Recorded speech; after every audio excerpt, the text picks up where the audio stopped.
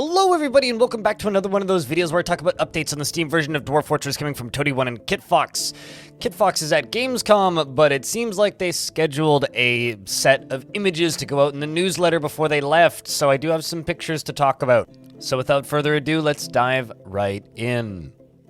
Now, firstly, they talk about Carolyn finishing up some flowers and some like shrubs and stuff for the ground, because something that we haven't seen much of is flowers and like the little plants that grow around on the grass, and this is one of those things. Around in this image, we also have a couple leopard gecko people, which have kind of cute bulgy eyes, and of course their cute little garbs, but this isn't the image that I'm most excited about today.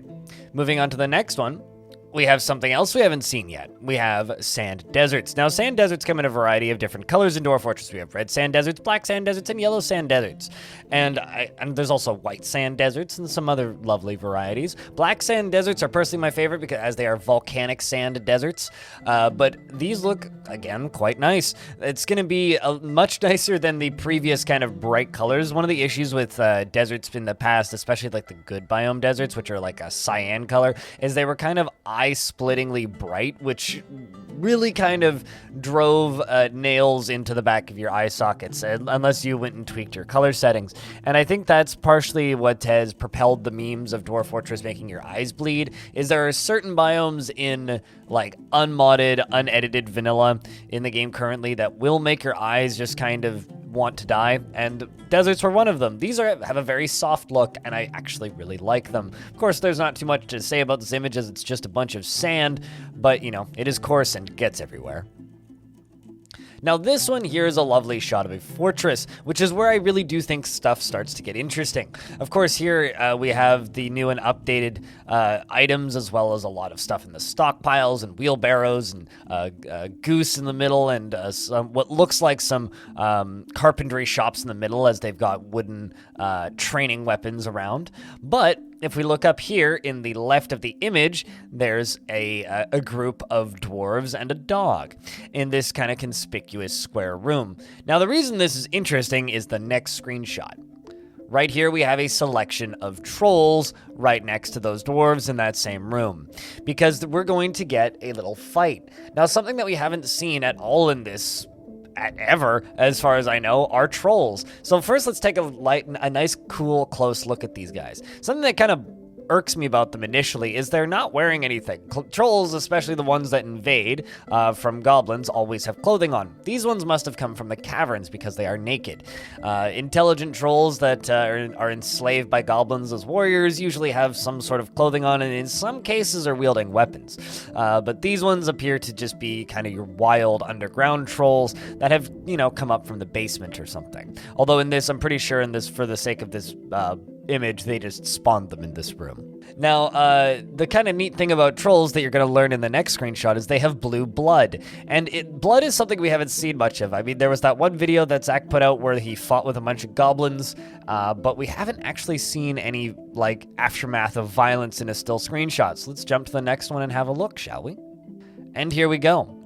This is the various blood poolings. Now, I really have to kind of hats off to them, because there's, like those two kind of blood splatters there on the right that look almost identical, but the way the blood kind of pools together actually looks really good. One of my favorite things about Vanilla Dwarf Fortress actually is just the way that the blood can just kind of spread everywhere, and very quickly you'll just have quite literally blood everywhere. Like, you'll have things dangling outside of things that are still alive and moving. You'll have blood spilling and spreading everywhere. You'll just have puddles and spurts and splatters just like pooling up. But the vanilla game does this entirely with just coloring tiles red and tildes. This, however, they have a lot more than just red. Obviously, in this case would be blue because it's troll blood, but over there on the right, there is a little bit of dwarven blood. Somebody got smacked somewhere. But overall, I think our dwarves were pretty gloriously victorious in this fight. Look at all those little mangled corpses, and I wonder if their heads get knocked off if they stay on the corpses. That's something that I've been curious about. I know that Zach showed that image of half of a giant the other day, and that makes me wonder, if you hack them in half, will their legs be visibly missing? Now, lastly, we get to see our first ever shot of the combat log up here, which I also think is kind of neat. Of course, it fits in the same way as the announcements log and a lot of the other UI bits do. But right here, we can see that the militia commander hacks the troll in the left upper arm with his bronze battle axe, very fancy one with lots of engravings and encrustings. And the severed part sails off in an arc.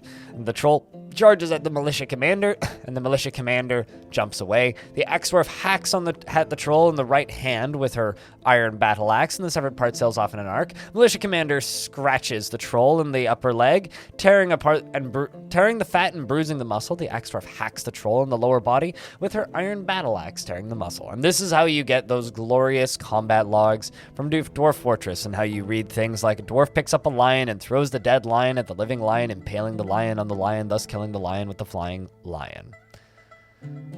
Dwarf Fortress, it's a work of art, truly. Of course, this wasn't the big announcement yet that was teased a few days ago. I should expect that to be next week, like Tarn said in the blog post, but it's nice to see these images that he mentioned yesterday, or I guess it was technically the day before. It was late at night, my time, the day before. But it's nice to see those images that he talked about, and I'm very excited to see that big announcement sometime in the next week or so. If you want to support these videos directly and help me out, you can do that via Super Thanks, which is just by clicking the little heart and with the $sign in it, and you can leave a tip underneath this video if you want. Otherwise, you can support me via Patreon, patreon.com/BLINDIRL, and I do stream 3 days a week, Tuesday, Wednesday, Thursdays for way too many hours, over at twitch.tv/BLINDIRL. Links are in the description, and I'll put a comment underneath this video once I'm live. Thank you very much for watching, and I hope to see you in the next one.